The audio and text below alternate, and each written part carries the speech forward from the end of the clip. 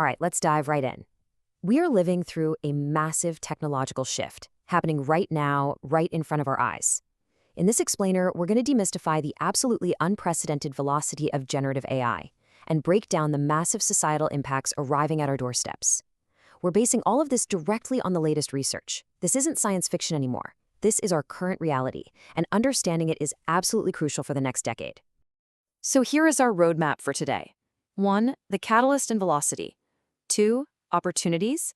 3. Economic shocks. 4. Systemic risks. And 5. Governance and sustainable progress. Section 1. The catalyst and velocity. It is incredibly easy to look at this and think, oh, it's just another slow-burning tech trend, kind of like the early days of the personal computer or the internet or the smartphone. But if we want to truly grasp what we're dealing with today, just how fast is the generative AI revolution actually happening compared to those past shifts? Well, the scale is honestly staggering. ChatGPT captured 100 million users in merely 2 months. Just 2 months. Compare that to the 30 months it took Instagram or the 55 months for Spotify. It's being adopted faster than literally any other application in human history. And why? Mostly because you don't need to know how to code to use it. You just need to know how to talk. And it's not just the user count that's exploding. It's what these models can actually do. In just a few short months, we went from an early AI spitting out this blurry, weirdly melting approximation of a pizza slice to these absolutely photorealistic creations. We're talking perfect studio lighting, dripping cheese, the whole shebang. All of that visual progression, that's just one single year of progress. This explosive growth isn't magic either. It is fundamentally driven by hardware and data. Specifically, training compute resources have multiplied by 10 billion since 2010. 10 billion! Because of this sheer massive scale, AI is no longer just executing basic commands. It's actively reasoning, it's co-creating, and it's generating entirely novel material. Section 2. Opportunities. Supercharging human potential. So here's where it gets really interesting for the real world. We are looking at an estimated $1.5 trillion in global economic value generated over the next decade. $1.5 trillion. That is largely driven by a massive boost to worker productivity. Basically, AI is acting like a huge multiplier for human capital. And we know this isn't just theoretical. Research out of MIT looked at mid-level professional writing tasks, and using AI for drafting slashed completion time by an astonishing 40%. But the real kicker? It actually improved the quality of the output. Imagine getting almost half your day back to focus purely on high-level strategy. Generative AI is really democratizing complex skills, turning individual creators and small teams into absolute high-output powerhouses. But this amplification goes way beyond writing emails. Take highly complex scientific fields like healthcare. Traditionally, getting a new drug to clinical development takes about 4 grueling years. But by using AI models to analyze vast data sets and predict outcomes, biotech firms are compressing that entire timeline down to under 18 months and doing it for a fraction of the cost. It's a total game changer. Section 3. Economic shocks. Re-engineering white-collar work.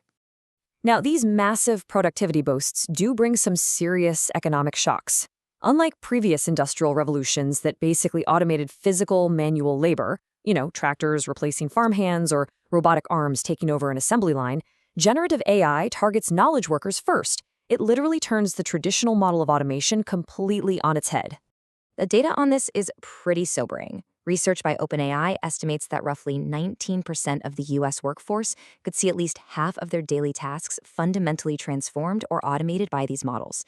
Basically, the higher the barrier to entry was for a job in the past, the more exposed that profession might be today. What this means is that high-paying, cognitive professions are right in the direct crosshairs of this disruption. Whether it's a corporate lawyer using an AI that acts like unlimited free interns to review documents, or software engineers using tools that write and debug code automatically, white-collar roles are being entirely re-engineered from the ground up. Section 4. Systemic risks, trust, bias, and alignment. Beyond the economy, we absolutely have to look at the systemic ethical risks. Because generative AI brings the cost of creating synthetic content down to practically zero, we're facing massive global challenges regarding truth and authenticity. We are looking at an explosion of deepfakes, highly sophisticated misinformation networks, and the reality of algorithmic biases. Plus, these models frequently hallucinate, meaning they just confidently make up false information, which is a critical risk when you deploy these systems in medical or legal settings. We also can't ignore the environmental footprint. Training just one of these massive neural models can emit 284 tons of carbon dioxide equivalent. To put that into perspective for a second, that is more than 50 times what an average human emits in an entire year. So, without a massive transition to green compute, this tech boom clashes heavily with our global climate realities. And taking this to the absolute extreme, a survey of AI experts revealed a median 5% chance that AI could eventually pose an existential risk to humanity. 5%! This really highlights what's known as the alignment problem, the incredibly difficult technical challenge of making sure super intelligent systems actually act in strict accordance with human values and goals. Section 5. Governance and Sustainable Progress.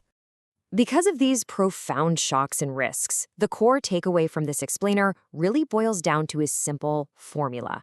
True sustainable progress requires balancing rapid innovation with strict, thoughtful governance. We have to capture the geopolitical and economic upsides while fiercely managing those corresponding risks. The research outlines some really bold multilateral solutions to achieve this. For instance, the UK is advised to develop sovereign AI capabilities. Think of a GBGPT to secure their critical tech infrastructure. They also recommend launching AI fellowships to upskill government workers so policymakers actually understand the tech they're regulating, alongside establishing a centralized regulator called the Office for Foundational Models. But ultimately, for you and me, thriving in this new era requires adopting what we call the augmented mindset.